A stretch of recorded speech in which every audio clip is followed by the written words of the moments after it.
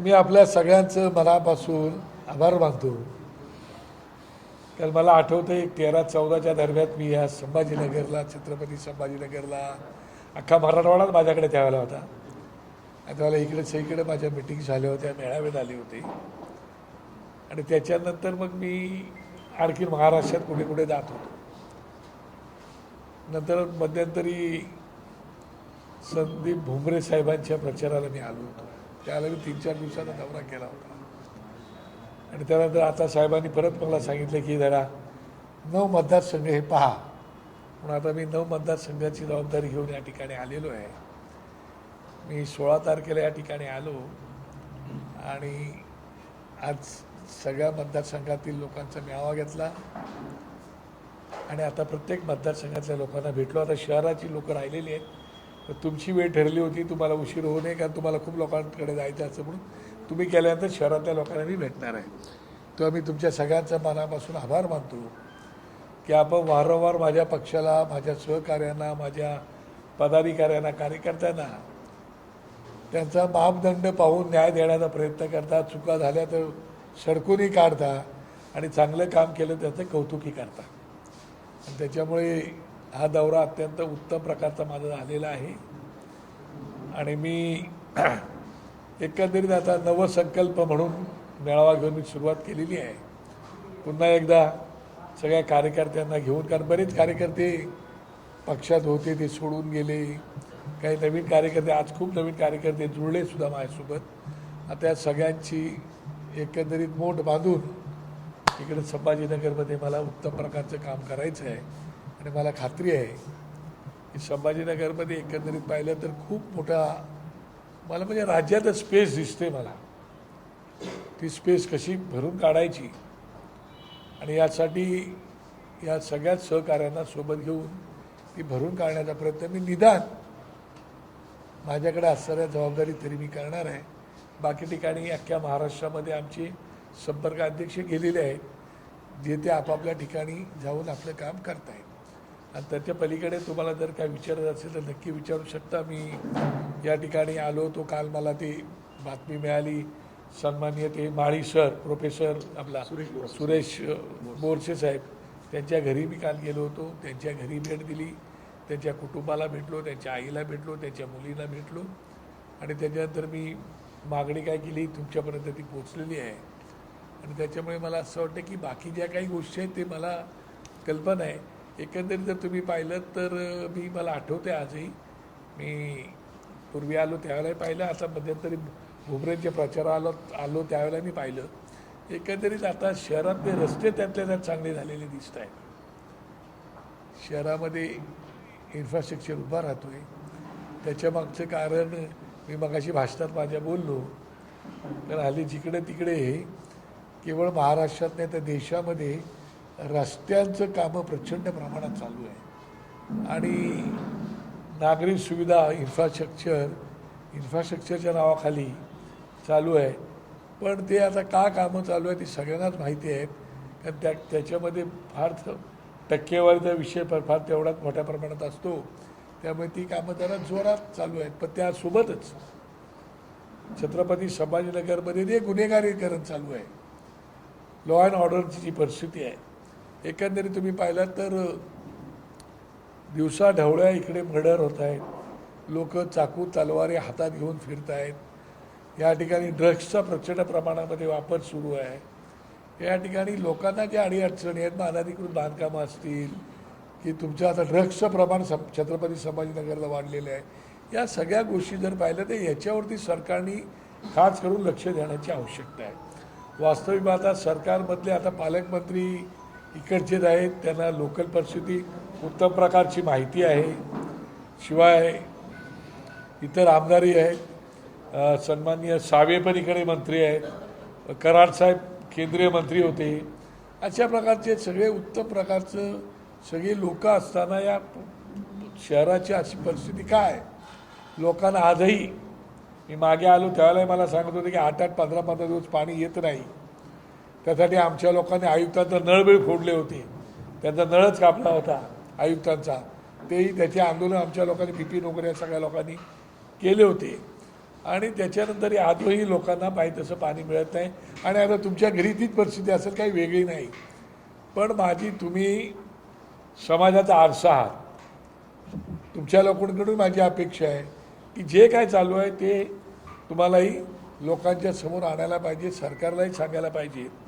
आणि एकंदरीत कुठेतरी या शहराला न्याय मिळावा असं मला वाटतं. फक्त रस्त्याचं काँक्रीटकरण, जाळं विणून विकास होत नाही.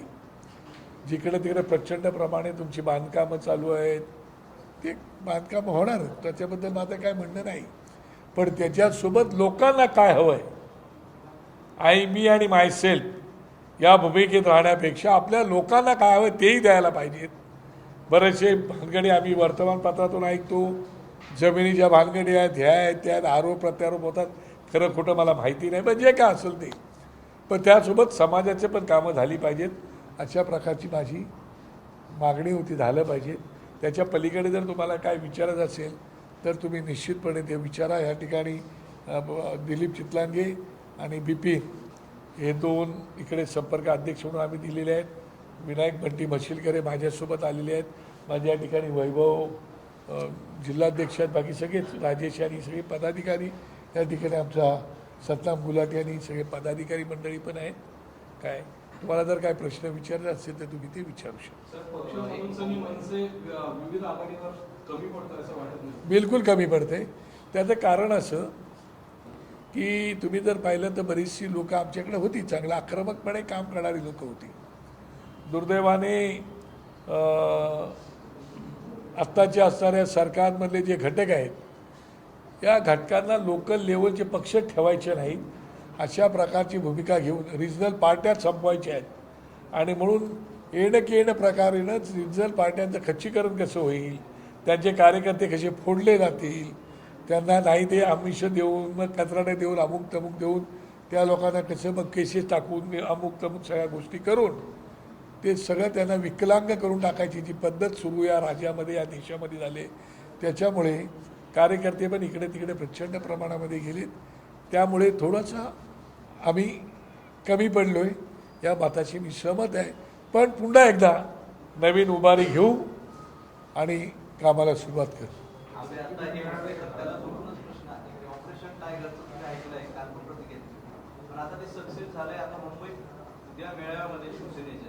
खासदार आणले जात आहेत, त्यांना वायदाची सुरक्षा देखील देण्यात आली आहे. सरकार देखील मदत करत असं वाटतं यासाठी. मला असं वाटतं की काल मी तुम्हाला बोललो, आजही पुन्हा तेच सांगतोय की हा खरं मात्र महाराष्ट्राने आतापर्यंत देशाला दिशा दिलेली आहे.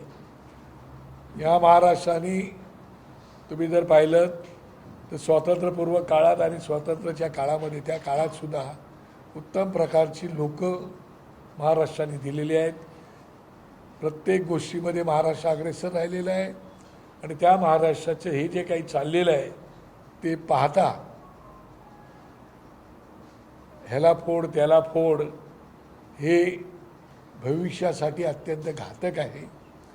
आज तुमची चलती आहे, उद्या आणखी कोणातरी चलती असेल. 1967 साली मी सांगितलं तुम्हाला, हरियाणामध्ये अशीच आयाराम गयाराम एका आमदाराने 9 तासात 3 वेळा पक्ष बदलला होता. तिथून जी काही सुरुवात झाली, नंतर कायदा पण आणला होता, पक्षांतर बंदी कायदा. पण तो बंदी कायदा आणून सुद्धा त्याला पळवाटा काढून लोक जात आहेत, हे दुर्दैवाने मला या ठिकाणी बोलावं लागतं. आणि त्याच्यामुळे रिजनल पार्ट्या काही संपू शकत नाही, कुठलाही पक्ष हा कधीच संपत नाही. पण पक्ष जे फोडले जात आहेत, हे पक्ष फोडणारी लोक जरी पक्ष फोडण्याचा प्रयत्न करत असले तरी फुटून जाणारी लोक तयार आहेत आणि म्हणून पक्ष फोडणारे येत आहेत. हा त्याचा भाग महत्त्वाचा आहे. आणि त्याच्यामुळे सगळं अडचण ती झालेली आहे. पण हे भविष्यासाठी काही चांगलं लक्ष दिसत नाही. आता उद्या परवा कोणाचा प्रवेश होईल मला माहिती नाही, पण ठीक आहे. त्याच्यावरती जी कायदेशीर बाजू आहे ती पक्ष जो आहे, ज्या पक्षातून ते फुटलेत ते त्या बाबतीमध्ये बघतील. पण माझ्या दृष्टीने जे चाललं आहे ते काही योग्य नाही आणि माझ्या मनाला न पटण्यासारखं आहे. त्याचं कारण असं की पक्ष तुम्हाला लहानाचा मोठा करतो, तुम्हाला उमेदवारी देतो, चिन्ह देतो, विचारधारा देतो, त्या विचारधारेला लोक मतदान करतात, लोकांनी मतदान करतात, ते त्या सगळ्या गोष्टीला मतदान केल्यानंतर तुम्ही लोकांचा सुद्धा अपमान करता, अवमान करता, त्यांच्या मतांचा अवमान करता आणि पक्ष बदलून जाता. हे आपल्या सत्सद विवेक बुद्धीला आपल्याला विचारायला पाहिजेत की आपण करतो ते कितपत योग्य की अयोग्य आहे. पण आता घडतं तर आहे आणि उद्या त्याच्या कदाचित घडेल. तरी पण मला वाटते की भविष्यामध्ये कुठलाही पक्ष कधीच संपत नसतो, तो पुन्हा उभारी घेत असतो. खासदार कुठला तर त्याला रस्त्यावर तुडवा असं बाळासाहेब म्हणायचे आणि संजय राऊतांनी आज या वक्तव्याची आठवण करून दिली आणि राडा होणार ज्या ठिकाणी असं ते म्हणाले. मला असं वाटतं जर तशा प्रकारचा आदेश त्यांना असेल तर मी त्या पक्षातून आलेलो आहे.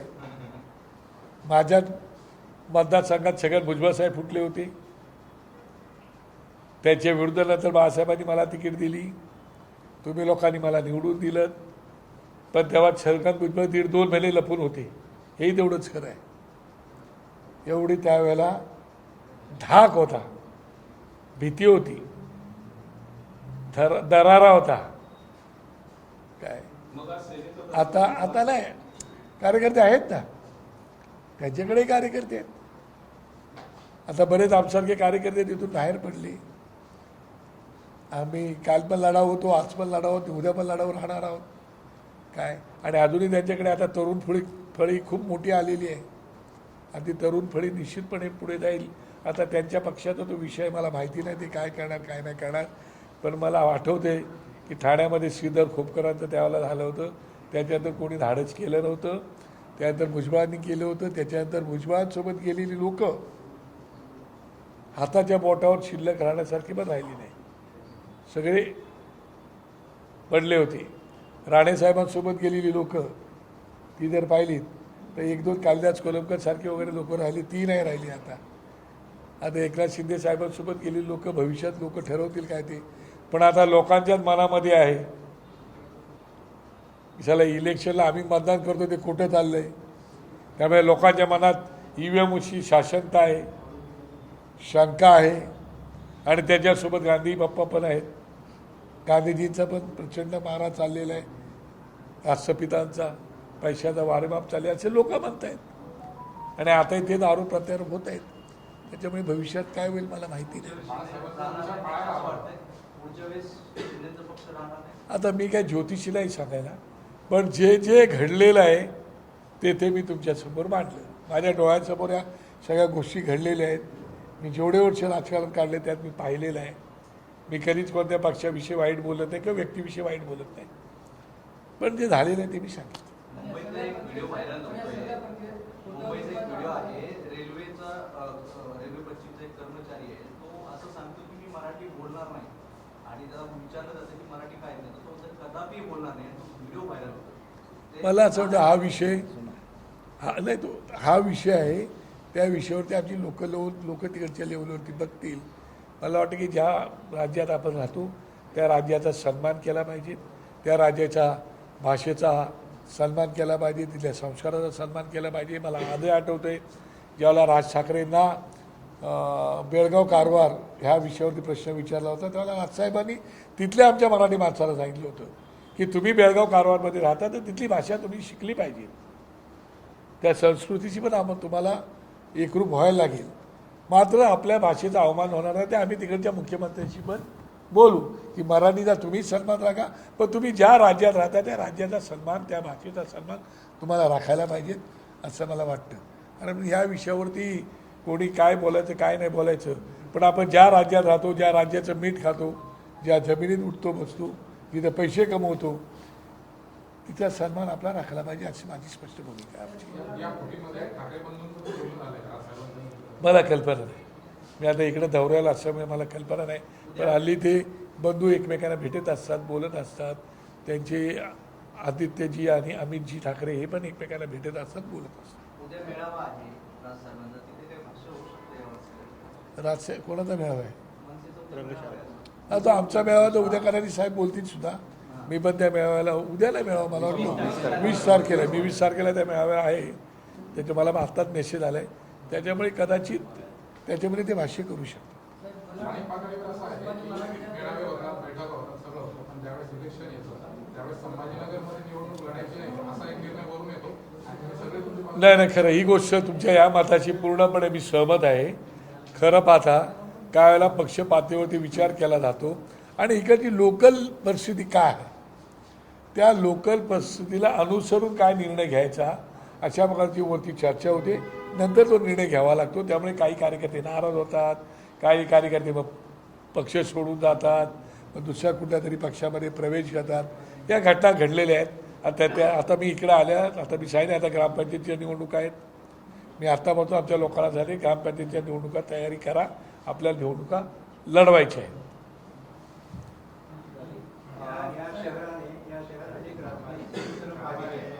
राजकीय सज्जता या शहराने अनेक पाहिली. एकेकाळ काँग्रेसचा हा हे शहर होतं, त्यानंतर शिवसेनेचं होतं, आता सध्या बीजेपीचं आहे. मनसेचं कधी होईल? होईल ना, का नाही होणार? आता तुम्ही सांगितलं स्थित्यंतरं पाहिलीत. मराठवाड्यामध्ये एवढी स्थित्यंतरं झालेली आहेत. मुक्ती संग्राम लढा देणारे तुम्ही लोक आहात, काय निजामाविरुद्ध पेटून उठणारे तुम्ही लोक आहात. तुमच्यावर अन्याय झाला तर तुम्ही सहन न करणारी लोक आहात. याच मराठवाड्यामध्ये नामांतराचा लढा तुम्ही पाहिलेला आहात. त्याच्यामुळे तुम्ही स्थित्यंतरी होत राहतील. त्याच्यामुळे माझ्याकडे तर तरुण फळी आहे. आता पिकलं पानं हळूहळू गळून जाणार आहेत आणि तरुण पिढीत पुढे येणार आहे. आता संदीपन भुमरेंनी स्वतःच्या मुलाला पुढे आणला, संजय क्षीरसागरांनी स्वतःच्या मुलाला पुढे आणला, सन्मान्य मोरेश्वर साहेबांसोबत मी काम केलं होतं. आता त्यांचा मुलगा पुढे आला आहे. आता कराड साहेब करायचे त्यांच्या मुलीला पुढे आणतील. मला माहिती नाही, पण ही स्थिती तर होत असतात ना. आणि माझ्याकडे तर सगळी तरुण बघा ना, माझ्या बाजूला बसलेला मी सोडला तर बाकी सगळे तरुणच आहेत ना. दिलीप चितलांगे पण तरुणच आहेत. ही सगळी तरुण फळी मी आता घेऊन राजसाहेबांची चाललेली आहे पुढे. माझा पक्षाचा नेता तरुण आहे, त्याचे विचार तरुण आहेत. मालाडमध्ये छत्रपती शिवाजी महाराजांची जेरोटोपची प्रतिकृती स्वरूप शिल्प आहे, त्यावर चढून जैन समाजाचा झेंडा लावण्यात आला. हो, तो विषय मी बघितला, पण तो लगेच त्या समाजाच्या माणसाने तो काढून टाकला. त्या गुरुजी कोण होते मोणी, त्यांनी काढून टाकला.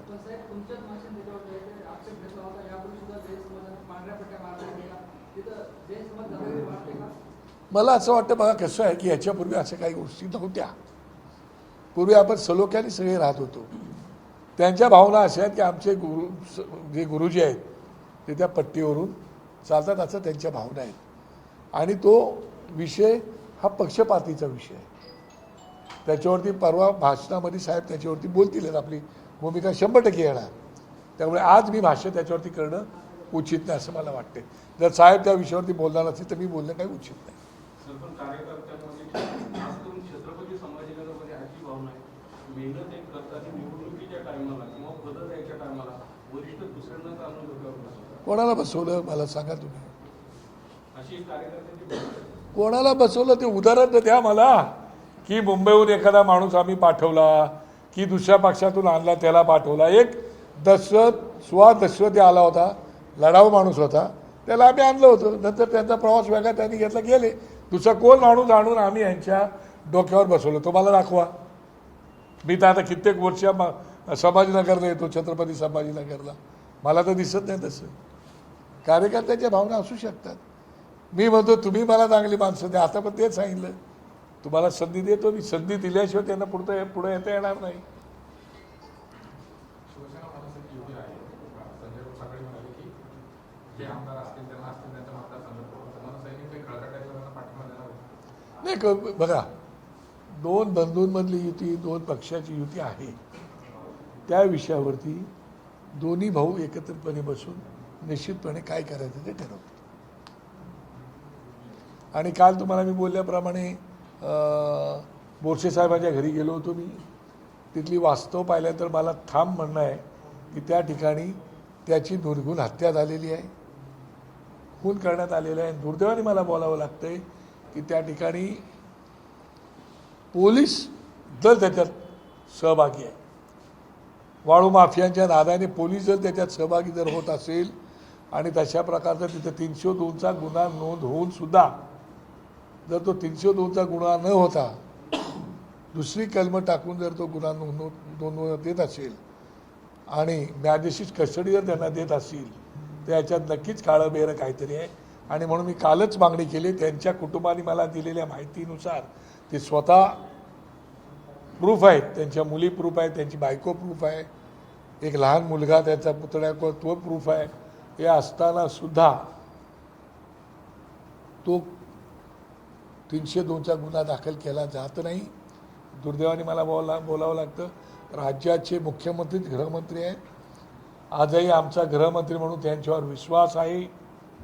त्यांनी स्वतः ॲडव्होकेट आहेत, ते निश्चितपणे या गुन्ह्याचा तपास करतीलच. पण आमच्या लोकांचं असं म्हणणं आहे की आता आम्हाला लोकल पोलिसांच्या चौकशीवरती विश्वास राहिलेला नाही आणि म्हणून ही चौकशी जी आहे ती ताबडतोब CIDकडे वर्ग करावी आणि CIDने या गुन्ह्याचा तपास करावा. आणि दूध का दूध, पाणी का पाणी व्हावं. ही अनायासे राज्याच्या मुख्यमंत्र्यांना, गृहमंत्र्यांना संधी आलेली आहे. मी स्वतःही त्याच्याकडून माहिती मागवली आहे. ते मला माहिती आजपर्यंत उद्यापर्यंत माझ्या हातात येईल. मी मुंबईला गेल्यानंतर राज्याच्या DGना भेटणार आहे, त्यांना विनंती करणार आहे, साहेबांना त्याचा अहवाल देणार आहे, राजसाहेबांना. आणि राजसाहेब हे सुद्धा कदाचित इकडं आपले सन्माननीय देवेंद्र फडणवीस यांच्याशी बोलतील, त्यांनी भेटही घेतील. मागे काही दिवसांपासून दोन्ही भाऊ एकत्र आले, बरेच चर्चा झाली. तुम्ही राज ठाकरेंना एवढ्या दिवसापासून ओळखता, असं वाटतंय का एक भाऊ आता संकटात आहे अशा या सगळ्या दुसरा भाऊ धोनी किंवा काही आता ते मी काय करेन, मी ज्योतिषी आहे का? त्या दोघांच्या मनात काय झालं ते सांगेल मी सांगू शकत नाही. पण मला माहिती आहे की दोघांचं मनोमिलन उत्तम प्रकारचे झालेलं आहे आणि या विषयामध्ये ते एकमेकांशी बोलून योग्य तो निर्णय घेतील. पार्टियों को तोड़ा जा रहा है. महाराष्ट्र में भी ऑपरेशन टाइगर के तहत पार्टी को सांसदों को खरीद पर डाली जा रही है. आप कैसा भविष्य देखते हैं छोटे पार्टियों का? एक पार्टी नहीं, मुझे लगता है कोई भी पार्टी कभी भी ख़त्म नहीं होती है. चाहे कोई भी कितना कोशिश करे वो नहीं होती है. वो जिंदा रहते हैं, उसकी विचारधारा से जुड़े हुए लोग भी जिंदा रहते हैं. जैसे कि जनता दल, जनता दल अभी है ही ना, वो खत्म थोड़ा हुआ है. जनता दल का आज भी कार्यालय है.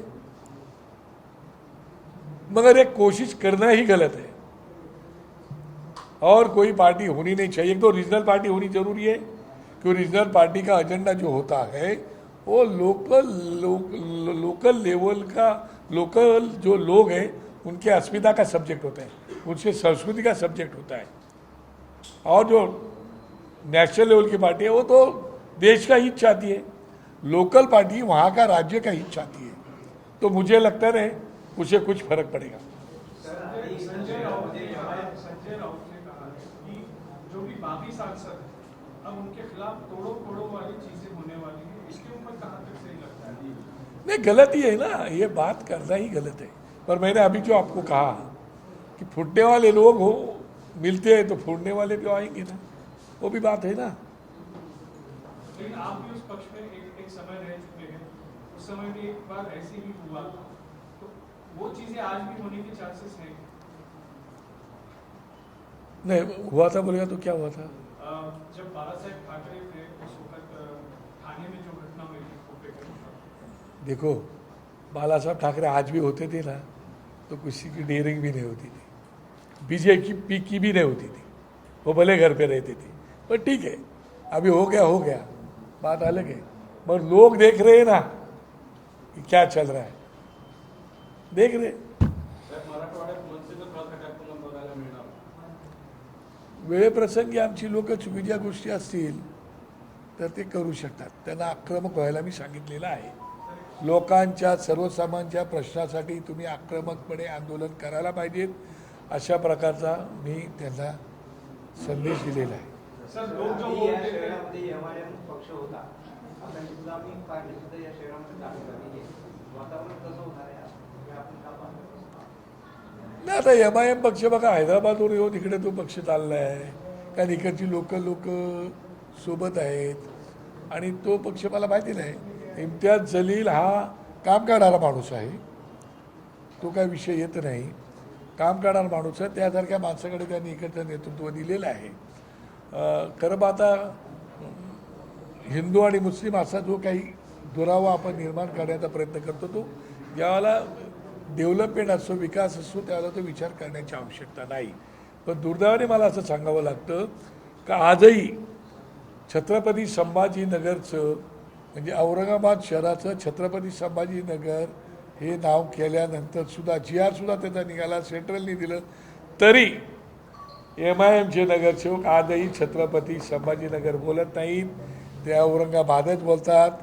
राज्याचे उपमुख्यमंत्री महोदयांचं म्हणजे सरकार, देवेंद्र फडणवीस किंवा एकनाथजी शिंदे साहेब, दोन्ही फडणवीस साहेब आणि शिंदे साहेब यांच्या इकडे महापौर उपमहापौर आता त्यांचे आहेत, त्यांच्याही लक्षात येत नाही का त्याचा विचार ते करत नाहीत, का ते विचारत नाहीत की तुम्ही छत्रपती संभाजीनगर का बोलत नाही, ते त्यांना बोलायला पाहिजे. त्यांनी पार्टीचे अध्यक्ष आले होते परवाला, त्यांनी सांगितलं हमारे जितने भी हमारे खबर में भी औरंगाबादी नाही. हां, आता ते जर तसे बोलतायत काय तर त्याच्यावरती सगळ्या पक्षाची लोक विचार करतील, आम्ही काढणारच. सर वोटर जो है कभी भी वोट देते समय पार्टी की विचारधारा को वोट देता है, ना कि किसी व्यक्ति को वोट देता है. अब जब नेता चुन के आते हैं और जिस तरीके से पक्षांतर होता है, तो क्या वो वोटर के साथ धोखा नहीं? बिल्कुल धोखा होता है, मैं तो वही तो बोला, लोगों का अवमान होता है, लोगों का अपमान होता है, लोगों के साथ धोखा होता है.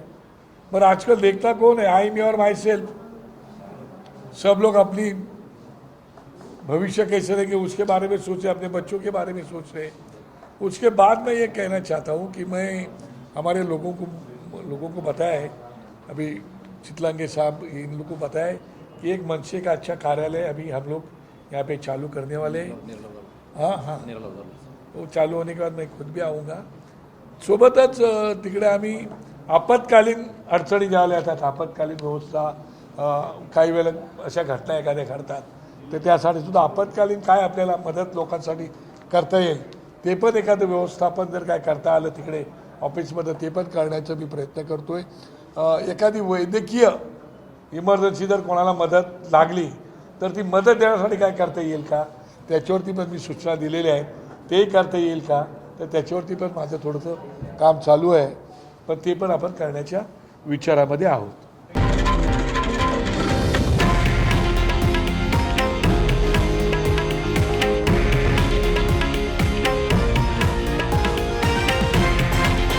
हे आहे देशातील नंबर 1 न्यूज नेटवर्क आणि आपण पाहत आहात TV9 मराठी, एकमेव.